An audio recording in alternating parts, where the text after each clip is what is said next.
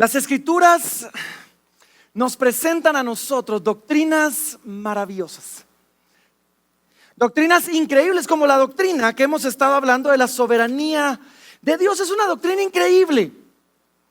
Cuando logramos ampliar nuestra visión de quién es Dios, cuando logramos ampliar la visión de su soberanía y de hasta dónde sus manos de su providencia, la mano invisible de su providencia llega en cada una de nuestras vidas, genuinamente podemos comenzar y aprender a descansar en Él. Y de hecho el pastor Matt nos va a hablar de eso en un momentito, pero saben, estas doctrinas, las doctrinas como esta, como la soberanía de Dios, nos llenan de gozo, nos llenan de esperanza, nos motivan, nos levantan, nos permiten amar y conocer y adorar a Dios de una manera más profunda, de una manera increíble, que no nos queda otra más que caer rendidos a sus pies. Sin embargo, estas doctrinas también, al mismo tiempo que nos llenan de una maravilla por Dios y por quién es Él, no dejan de venir con ciertos retos filosóficos. No dejan de venir con ciertos retos filosóficos para nosotros, con ciertas preguntas, con ciertas dudas y con ciertas cosas que genuinamente tenemos que preguntar. Ahora, la Biblia es la palabra de Dios. Eso significa que es inerrante. Eso significa que es suficiente. Eso significa que no contiene contradicciones, que es perfecta. Sin embargo, la Biblia sí contiene lo que yo llamo tensiones. Hay tensiones a través de todas las Escrituras. Tensiones donde vamos a encontrarnos con dos verdades que quizás en algún momento podrían parecer paradójicas, podrían parecer contradictorias, y sin embargo ambas son ciertas. Y son tensiones que no fueron diseñadas para ser resueltas, sino para ser navegadas. Y el problema muchas veces es cuando queremos resolver esas tensiones. Y muchos han querido resolver esas tensiones queriendo que un lado o que el otro lado gane. Y en el proceso de resolver esas tensiones, este es el problema. En el proceso de resolver esas tensiones, perdemos una riqueza increíble de aprender a vivir y navegar en ellas.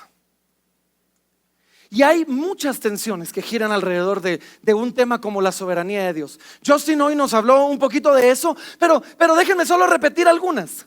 Por ejemplo, podemos decir, si Dios es soberano y por lo tanto va a hacer su voluntad, si Dios es soberano y ya sabe cómo van a terminar las cosas, si Dios es soberano y ha predeterminado que algunas cosas pasen, ¿sirve de algo orar? ¿Hace alguna diferencia que yo presente mi necesidad delante de Dios, sabiendo que Él es un Dios soberano cuya voluntad se va a hacer porque es su soberana voluntad? Es una tensión. Si Dios es soberano, miren esta otra. Si Dios es soberano y ha escogido, ha elegido, ha predestinado desde antes de la fundación del mundo a algunos para que vengan a ser salvos, si Dios desde antes que nos creara, desde antes que hiciéramos algo bueno o malo, ya había elegido. Porque eso no era porque Dios sabía lo que iba a pasar y entonces le llamamos elección. No, es porque Dios en su soberana voluntad eligió a algunos para rescatarlos de un merecido castigo del infierno. Si Dios ya sabía, ya había elegido desde antes de la fundación del mundo, ¿para qué predicamos? ¿O no? ¿Es necesario salir y evangelizar? Miren esta otra. Si Dios es soberano, y he tenido amigos que han luchado con esta en particular, con la cual voy a hablar el día de hoy. He tenido personas a las que he visto hacer desastres en su vida porque no han sabido luchar con esta en particular. Y ellos dicen, si Dios es soberano y Dios está en control de cada detalle de mi vida, si Dios está en control de cada cosa que pasa en mi vida, aún del azar, aún de la suerte, si nada en mi vida pasa que Él no apruebe, si no se cae un cabello de mi cabeza sin que Él lo apruebe, si no muere un pajarillo sin que Él lo apruebe, si Dios es soberano a esa magnitud, ¿Es el hombre responsable por sus acciones? Ahora, muchas veces tratamos de resolver esta tensión y tratamos de escoger una o la otra, o tratamos de decidir cuál tiene más sustento bíblico, cuál gana más. Y estas tensiones, yo creo firmemente, no fueron diseñadas para ser resueltas, sino fueron diseñadas para ser navegadas. Fueron diseñadas para que aprendamos a vivir entre la tensión, en este caso en particular, de un Dios soberano y un hombre responsable por sus acciones. Entre la tensión de un Dios a quien no le sorprendemos por lo que hacemos, incluyendo nuestro pecado. De un Dios que puede usar y va a usar nuestro pecado para sus propósitos divinos y para traer gloria a su nombre y para formar un plan redentivo glorioso. Y al mismo tiempo un hombre absolutamente responsable que va a rendir cuentas por cada pecado delante de un Dios justo. De eso es de lo que quiero hablar el día de hoy. Apenas me voy a meter en problemas. Sí, de eso es lo que quiero hablar el día de hoy. La relación. Y esto es lo que pasa. La relación entre la soberanía de Dios y la responsabilidad del hombre no siempre es obvia de manera inmediata. Es más, a veces, a ratos, pareciera paradójica. Pareciera que se contradice con la lógica humana. Y sin embargo, las escrituras, la palabra infalible, la palabra inerrante de Dios, las escrituras muestran repetidamente una y otra vez cómo estas dos verdades, Dios es absolutamente soberano, cómo estas dos verdades, Dios es soberano y el hombre es responsable, cómo estas caminan en perfecta armonía, caminan completamente de la mano, caminan como dos líneas paralelas que nunca se pueden separar una de la otra.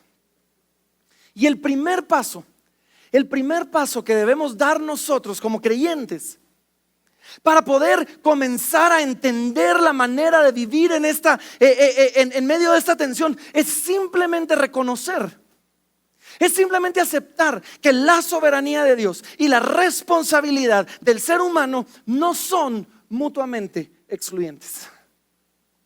Comenzamos por ahí. Y sabes, esto es verdad. Aun cuando consideramos que aún el mal puede llegar a formar parte de su plan desde antes de la creación. Esto es verdad, aun cuando vemos que Dios usa el pecado de la humanidad, aún de sus hijos, para propósitos que siempre son buenos, porque Dios siempre tiene propósitos buenos. ¿Sabes? Esto es verdad y necesitamos entender que en su infinita sabiduría Dios hace que todas las cosas obren para bien para aquellos que le aman, al mismo tiempo haciendo responsable a aquellos a quien Él ama de todas las cosas que ellos hacen. Ahora, para ampliar esto, quiero llevarlos a un texto en el libro de Isaías. Este es un texto en el libro de Isaías donde vemos estas dos verdades caminar de la mano una con la otra. Como otra vez, como dos líneas paralelas que no se pueden, no se deben nunca separar. Así que acompáñenme, Isaías capítulo número 10. Esta es una profecía fascinante, porque es una profecía de juicio sobre Israel, sobre Judá realmente. ¿Sí? Es una profecía de que Dios está derramando juicio sobre Judá por su pecado. Pero realmente es una profecía sobre Asiria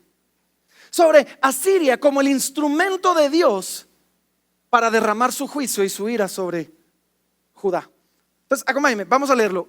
Isaías capítulo número 10, versículo número 5. La palabra de Dios comienza diciendo así. Y estas son ese tipo de frases que tenemos que poner atención, porque si las leemos muy rápido se nos pasan.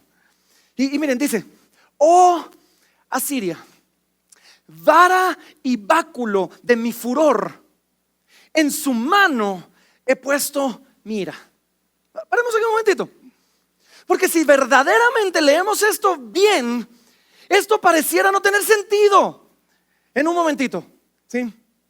Asiria, dice Dios, Asiria es la vara, es el báculo, es el instrumento del juicio de Dios sobre Judá. Asiria es el pueblo que Dios escogió para agarrar el juicio que Dios iba a derramar contra Judá por su pecado, y dijo: yo voy a usar a Asiria para derramar ese juicio. Sin embargo, y para aquellos que no han oído esta palabra desde la secundaria, ¿sí? Aquí en esto vemos, hay una palabrita que se le llama una onomatopeya, ¿sí? Para que sientan que aprendieron algo hoy, ¿sí? Una onomatopeya es una palabra que suena similar a lo que significa, ¿sí? Y entonces miren cómo comienza: oh, Asiria. Asiria. O sea, le va a ir feo a Asiria. Hay un juicio sobre Asiria. El juicio no era sobre Judá también. Pero miren cómo comienza. Dice: oh, Asiria. O sea, esto es una advertencia a Asiria. Esto es un juicio a Asiria. Les dice: yo te voy a usar como la vara y el báculo de mi furor para traer juicio y para traer justicia sobre una nación que me ha abandonado. Pero oh, Asiria, porque viene juicio para ti también. ¿Cómo es posible eso? ¿Cómo es posible que ellos son el instrumento de Dios para traer juicio y están bajo juicio por traer el juicio de Dios sobre aquellos que Dios quería juzgar? O sea, y mírenlo. Porque en esa profecía Judá son quienes están siendo juzgados.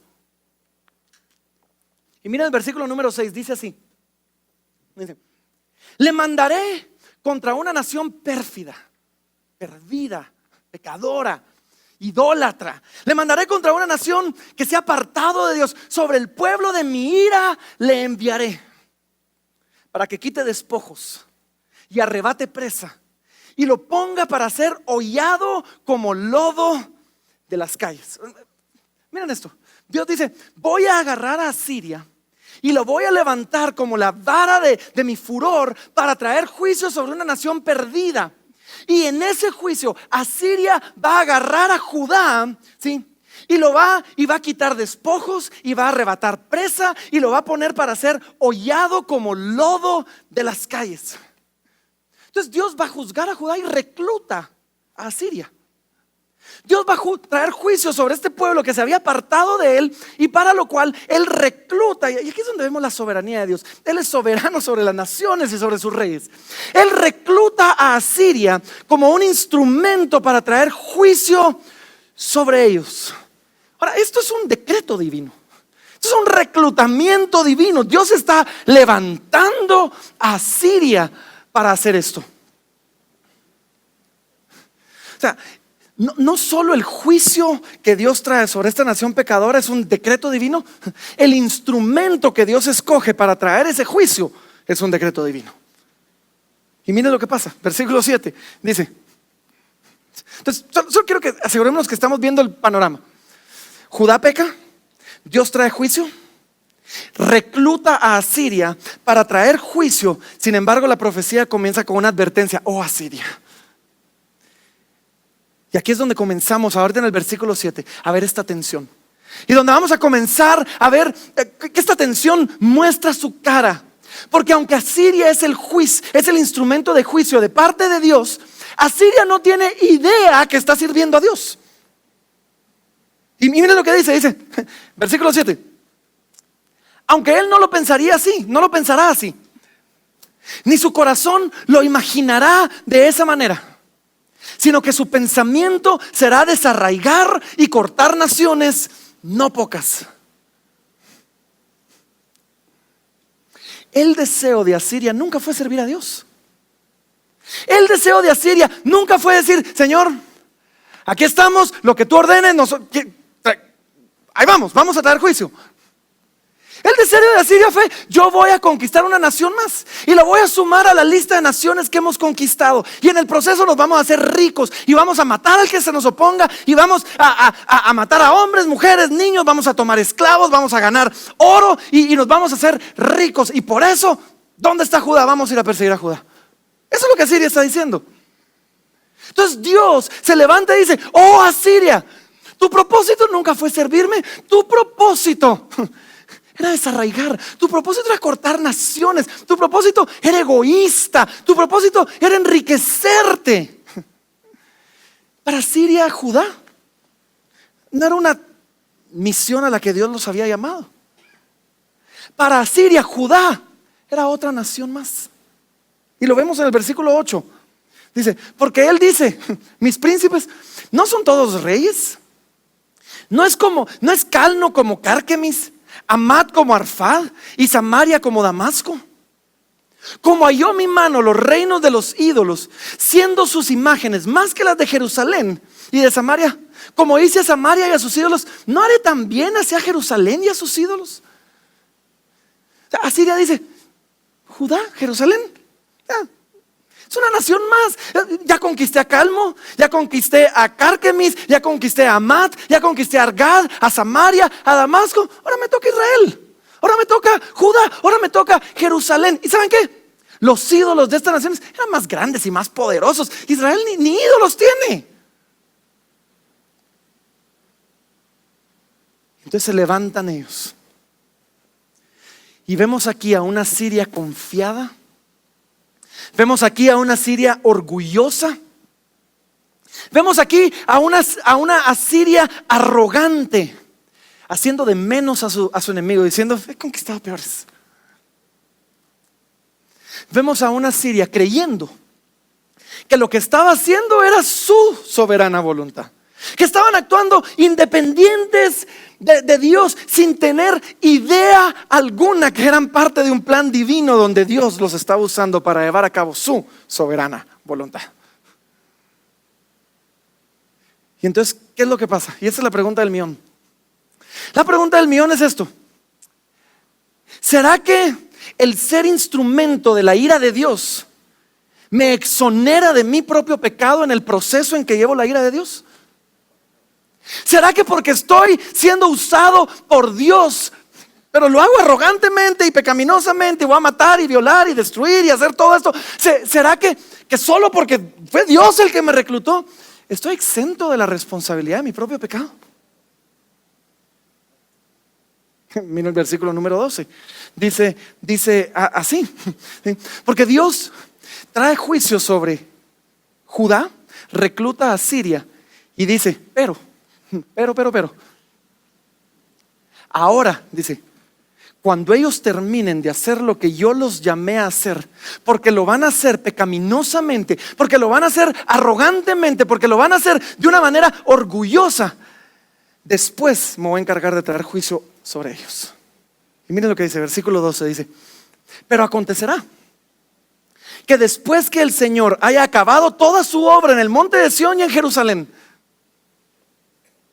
castigará el fruto de la soberbia del corazón del rey de Asiria y la gloria de la altivez de sus ojos. Después de que ellos terminen de hacer mi obra, no sé, quizás voy a levantar a otra nación más para que traiga juicio sobre ellos. Después de que ellos terminen de ser un instrumento de mi ira, voy a traer condenación por la manera pecaminosa en que ellos llevaron a cabo esa tarea. Aunque Dios había decretado juicio contra Jerusalén, aunque Dios había seleccionado y reclutado a Asiria para hacerlo, la manera que Asiria lo hizo y el corazón con el que ellos harían las cosas era tan malvado que Dios tendría que juzgarlos a ellos también y traer destrucción sobre ellos. Y en los ojos de Dios, ellos, Asiria, llevaban la culpa completa por cada parte de la destrucción malvada que iban a llevar a cabo, aunque estuvieran cumpliendo un mandato divino. Verán, el hecho que Dios sea absolutamente soberano y que Dios pueda tejer cada fibra de nuestra historia para hacer un tapiz hermoso de redención que trae vida y esperanza aun cuando no lo vemos, no nos exime de la responsabilidad de nuestro propio pecado y de la condición de nuestro corazón. Y es que Dios no solo está juzgando lo que hicieron, está juzgando el por qué y su arrogancia al hacerlo. Miren esto, versículo 13. Dios sigue explicando y dice, voy a traer destrucción sobre ellos. ¿Por qué? Porque dijo, con el poder de mi mano lo he hecho. y con mi sabiduría, porque he sido prudente. Quité los territorios de los pueblos, saqué sus tesoros y derribé como valientes a los que estaban sentados. Y halló mi mano como nido las riquezas de los pueblos. Y como se recogen los huevos abandonados, así me apoderé yo de toda la tierra. Y no hubo quien moviese ala, ni quien abriese boca, ni graznase. ¿Ven el orgullo? ¿Ven la arrogancia? ¿Ven la altivez de corazón de los asirios?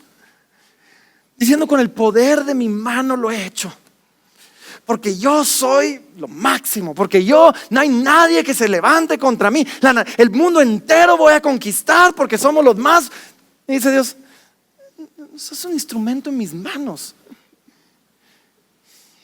Y el no poder reconocer eso, Dios juzga no solo la manera malvada en que ejecutaron su juicio, sino al mismo tiempo las intenciones y la arrogancia de su corazón con el que lo hicieron. Fue ese orgullo, fue esa arrogancia la que invitó el juicio de Dios después sobre ellos, a pesar de ser instrumentos de Dios. Miren, fue Dios quien entregó Judá. Fue Dios quien entregó Judá en sus manos, no su fuerza o su poder. Y Dios, y el pasaje lo termina rematando. Y lo remata así, versículo 15 dice: ¿se gloriará el hacha contra el que con ella corta? ¿Se ensoberbecerá la sierra contra el que la mueve? Como si el báculo levantase al que lo levanta, como si levantase la vara al que no es leño. Por esto el Señor, Jehová de los ejércitos, enviará debilidad sobre sus robustos, y debajo de su gloria encenderá una hoguera, como ardor de su furor. Y la luz de Israel será por fuego, y su santo por llama, que abrace y consuma en un día sus cardos y sus espinos. La gloria de su bosque y de su campo fértil consumirá totalmente alma y cuerpo, y vendrá a ser como abanderado en derrota.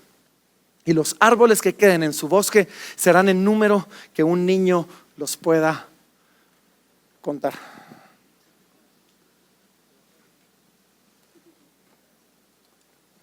¿Cuál es el punto? ¿Cuál es el punto que hoy quiero hacer a ustedes? El punto es este: aunque Dios controla soberanamente el destino de las naciones, aunque Dios controla soberanamente todo. Mire lo que dice Job 12:23 dice: Él multiplica las naciones y Él las destruye, esparce a las naciones y las vuelve a reunir.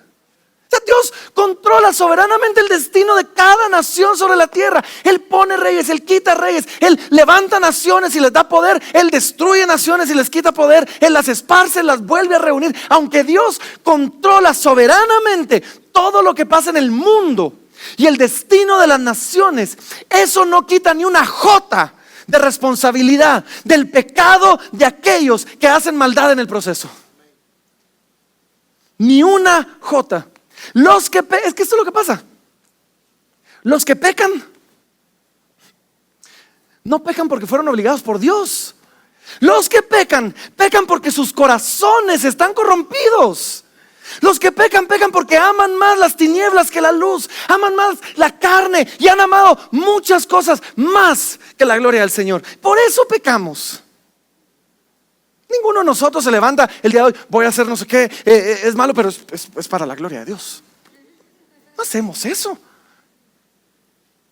Pecamos porque somos pecadores.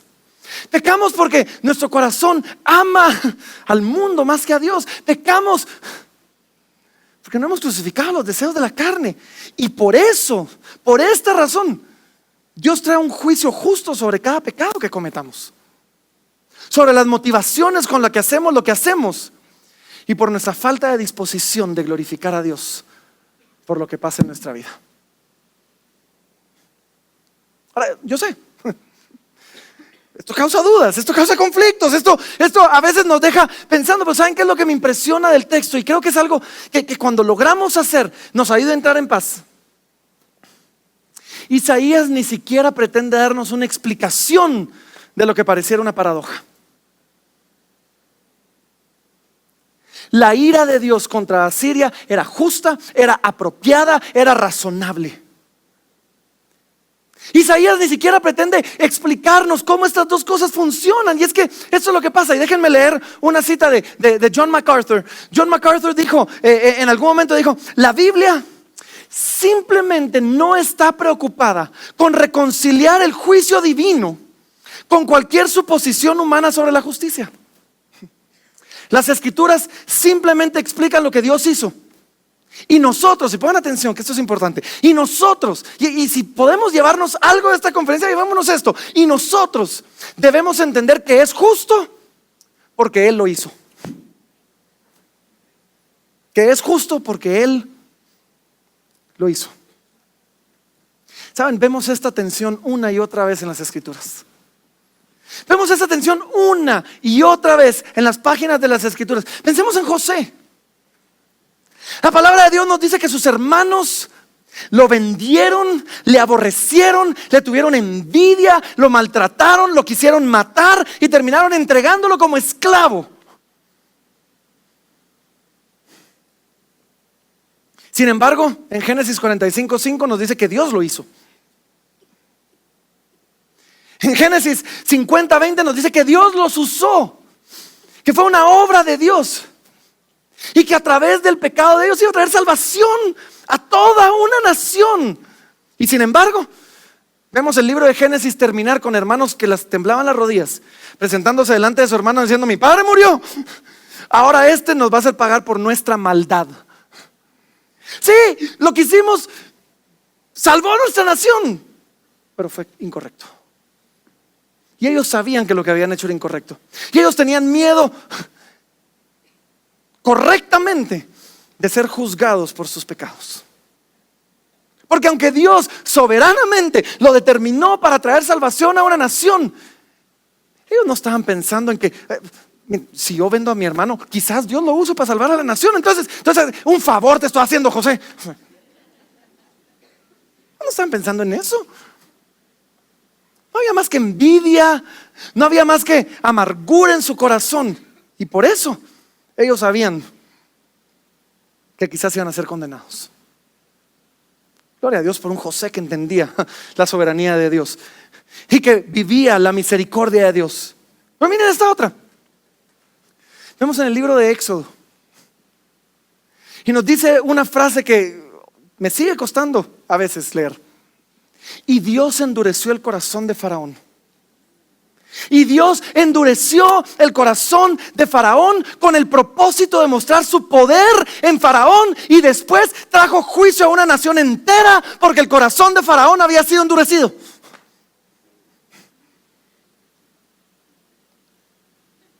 Porque cuando Faraón endureció su corazón, él no dijo: yo estoy sirviendo a Dios en este proceso. Él dijo: yo tengo esclavos y quiero ver cómo les saco más el jugo. Y lo vemos más adelante. Dios dice la palabra y usa estas palabras exactas. Y lo pueden leer si lo quieren leer después. En 2 Samuel 24 nos dice que Dios incitó a David. Dios incitó a David para levantar un censo dentro del pueblo. Y después dijo: ¿qué corazón más malvado que quiere levantar un censo entre el pueblo y derrama juicio sobre la nación? Porque sabes, David no estaba diciendo: voy a servir a Dios y el censo me va a servir para que Dios derrame juicio. No, David estaba diciendo: yo quiero ver la gloria de mi imperio, quiero saber cuántos me sirven. Y con arrogancia en su corazón manda a sacar un censo. Y Dios dice: esa arrogancia necesita ser castigada. Y trae juicio sobre todo el pueblo. Y Dios usa la arrogancia del corazón de David, que él incitó, para traer juicio sobre una nación, como instrumento de la ira de Dios. Y lo vemos más adelante. Lo vemos en el libro de los Hechos, por ejemplo. El apóstol Pedro se levanta en el día de Pentecostés. El Espíritu Santo se acaba de derramar. Las personas tienen lenguas de fuego repartidas sobre ellos. Todos los escuchan hablar en su propio idioma. La gloria de Dios está ahí. Pedro se levanta para predicar y comienza a dar su sermón en Hechos 2:22. Y dice así: dice: varones israelitas, oíd estas palabras. Jesús Nazareno, varón aprobado por Dios entre vosotros con las maravillas, prodigios y señales que Dios hizo entre vosotros por medio de él, como vosotros mismos sabéis. A este, y miren esto, a este dice, entregado, y miren esto, por el determinado consejo y anticipado conocimiento de Dios. Jesús fue entregado por el determinado consejo y por el anticipado conocimiento de Dios. Dios entregó a Jesús. Sin embargo, dice, a él ustedes lo prendisteis y matasteis por manos de inicuos, crucificándole. Dios lo entregó, ustedes lo mataron.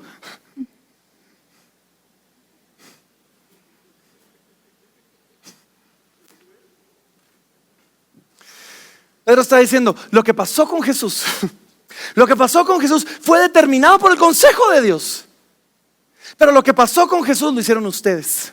Ustedes lo mataron, ustedes lo arrestaron. Lo que el apóstol Pedro nos está diciendo es esto: Jesús murió como parte del plan de Dios, en el tiempo de Dios. Pero Israel llevaba su parte y su culpa en la muerte del Mesías. Es más, el día de ayer cité este texto en Hechos 4:27 y cuando ellos estaban orando, cuando los apóstoles estaban orando, después de que arrancaron esa oración diciendo soberano Señor, y arrancó de una manera gloriosa. Miren lo que dice, porque, 27 dice, porque verdaderamente se unieron en esta ciudad contra tu santo Hijo. La gente se amotinó, se unió contra tu santo Hijo. Y lo hizo la gente, dice, a quien ungiste, y lo hizo Herodes, lo hizo el rey, lo hizo Poncio Pilato, el otro rey, con los gentiles y el pueblo. Todos ellos se unieron contra tu santo Hijo para hacer cuanto tu mano y tu consejo habían antes determinado que sucediera.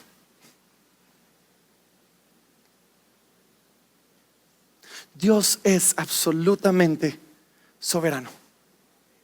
La muerte de Cristo fue un acto soberano realizado por la mano de Dios en el consejo desde antes de la fundación del mundo, determinado para que pasara en ese tiempo, en ese lugar, a través de esas personas. Pero la muerte de Cristo fue un acto pecaminoso y rebelde del pueblo, rebelándose contra Dios, de cuyo pecado no estaban exonerados.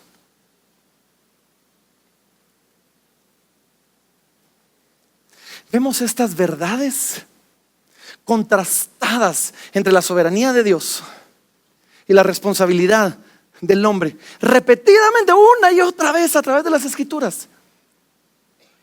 Vemos cómo Dios lo hace con Faraón, lo hace con José, lo hace con Israel, ¿sí? Lo hace una y otra vez. Y sin embargo, aunque lo vemos una y otra vez en las Escrituras, no vemos una sola vez que las Escrituras traten de aliviar la tensión. No vemos una sola vez que las Escrituras nos traten de dar una explicación. Simplemente así es. Dios es soberano y el hombre es responsable.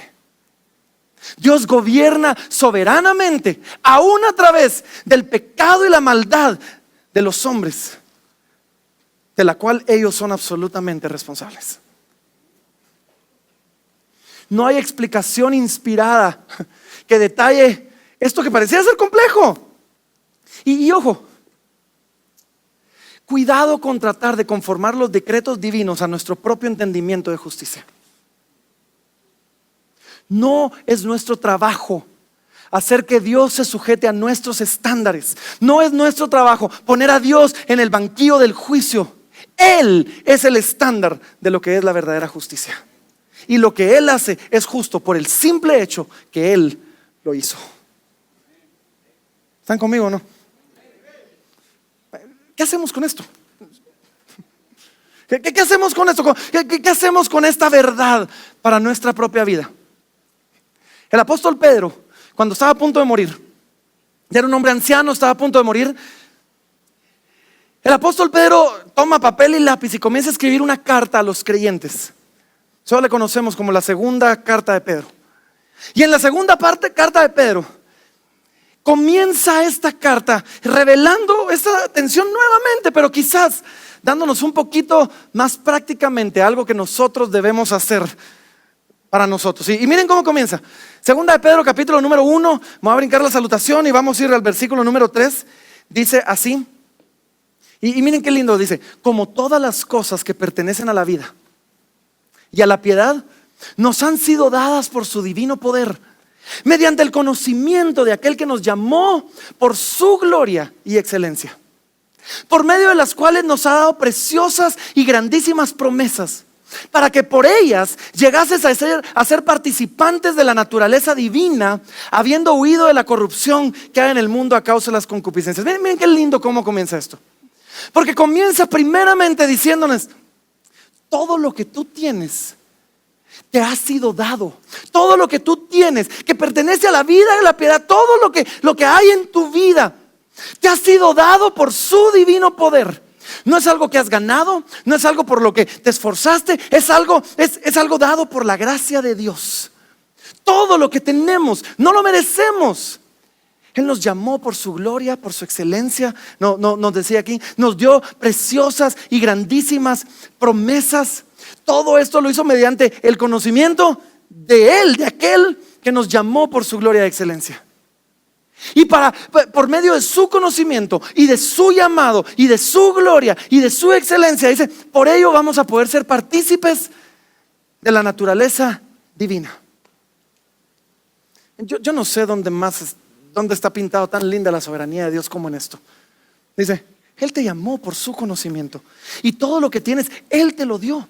No por algo que hubieras hecho, no por algo que merecieras. Todo esto es un acto de la gracia soberana, de la mano providencial de Dios sobre tu vida. Él te eligió, lo vemos después en el versículo 10 que vamos a llegar dentro de un momentito. La elección misma fue por su mano. Y sin embargo, versículo número 5 nos contrasta la otra cara de esta verdad y nos dice: vosotros también. A la luz de que Él te llamó, a la luz de que Él hizo todo esto por ti, a la luz de su soberanía, dice, vosotros también, entendiendo esto, arraigados en esto, dice, poniendo toda diligencia en esto mismo. Yo no sé, yo me desinfluyo un poquito ahorita. A mí me hubiera encantado que el versículo terminara donde terminó. O sea, Dios en su soberana voluntad nos ha elegido, nos ha llamado, nos ha hecho partícipes de su soberanía. Amén. O sea, se acabó. A mí me hubiera encantado, pero no termina ahí. Viene y nos dice, a la luz de esto, ustedes pongan toda diligencia, ustedes trabajen esforzadamente, ustedes pongan su sudor y su empeño, ustedes den su vida entera, esfuércense a la luz de la gracia y la soberanía de Dios. Ahora esfuércense, pongan toda diligencia por esto mismo. ¿Cómo? Dice, añadida a vuestra fe virtud, y a la virtud conocimiento. Y al conocimiento, dominio propio. Y al dominio propio, paciencia. Y a la paciencia, piedad. Y a la piedad, afecto fraternal. Y al afecto fraternal, amor. Porque si estas cosas están en vosotros y abundan, no os dejarán ser ociosos, ni sin fruto en cuanto al conocimiento de nuestro Señor Jesucristo. Por un lado, todas las cosas nos han sido dadas por su gracia. Por el otro lado, trabaja, esfuérzate en hacer crecer tu fe en virtud y tu virtud en paciencia, en conocimiento, dominio propio, paciencia. Pedro no está diciendo que debemos sumar obras a la gracia. Eso no es lo que Pedro está diciendo. Pedro no está diciendo que ahora debemos sumar obras a la gracia. Pedro nos está diciendo que su gracia está tan firmemente establecida en nosotros, que estamos tan profundamente arraigados en su gracia, que estamos tan asegurados eternamente en su gracia, que ahora hacemos todo el esfuerzo para vivir una vida, para vivir la plenitud de esa gracia en nuestras vidas. No estamos sumando obras a la gracia, estamos arraigados en la gracia, tomando esto para poder entonces esforzarnos para vivir la plenitud de esa gracia en nuestras vidas. Mira, Si has sido declarado justo, si has sido declarado justo delante de Dios por medio de la sangre de Jesucristo, ¿por qué no querrías vivir justamente? ¿Por qué no querrías esforzarte para vivir de acuerdo a la manera en que Dios te declaró delante de su trono? Tengamos cuidado. No reduzcamos el ser centrados en el Evangelio con ser centrados en la justificación. Déjeme citar a Jen Wilkin. Ella puso en un tweet, puso: las buenas nuevas son más que solo libertad del castigo del pecado. Son también nuestra libertad progresiva del poder del pecado y últimamente de la presencia del pecado. Dios te salva por gracia y luego te cambia por gracia, mientras tú y yo ponemos toda diligencia. Por la gracia de Dios somos salvos, por la gracia de Dios somos transformados y santificados, mientras ponemos toda diligencia. Bien, servimos a un Dios absolutamente soberano sobre todo el mundo. Servimos a un Dios absolutamente soberano sobre todo en nuestras propias vidas. Y al mismo tiempo somos absolutamente responsables de nuestras acciones y de nuestros pecados.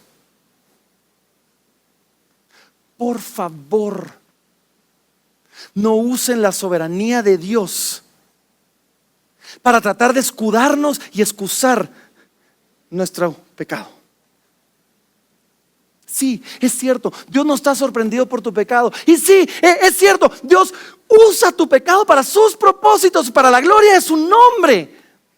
Y aún para el bien de los pecadores. Pero Dios no te obligó a pecar. Cuando tú pecas, estás pecando porque tu corazón está quebrantado y endurecido. Estás pecando porque eres egoísta, egocéntrico y orgulloso. Estás pecando porque estás amando más los deseos de la carne que los deseos del espíritu. Y eres completamente y absolutamente responsable de tu pecado. Y mientras descansamos en la soberanía de Dios, haciendo que las cosas sobren para bien para aquellos que le amamos, incluso nuestro propio pecado, esforcémonos, pongamos toda diligencia para crecer en el conocimiento del que nos llamó por su gloria y excelencia.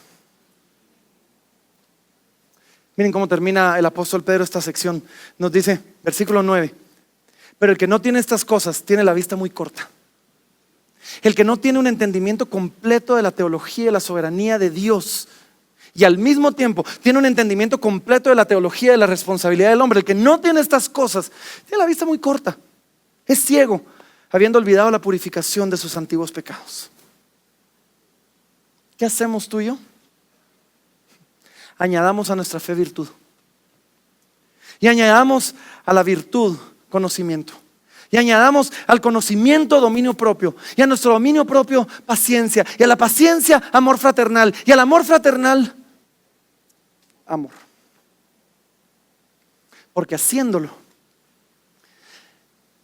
Pedro termina diciéndonos, vamos a afirmar. No vamos a ganar, pero vamos a afirmar. Vamos a hacer firme nuestra vocación y, ojo, nuestra elección. Versículo 10 dice, por lo cual, hermanos, tanto más procurad hacer firme vuestra vocación y elección, porque haciendo estas cosas, porque aferrándome firmemente a un Dios soberano y rindiéndome gozosamente ante esa soberanía, y porque esforzándome apasionadamente por crecer en el conocimiento de Él y por sumar a mi fe virtud, porque haciendo estas cosas, dice, no caeréis jamás. Vamos a orar.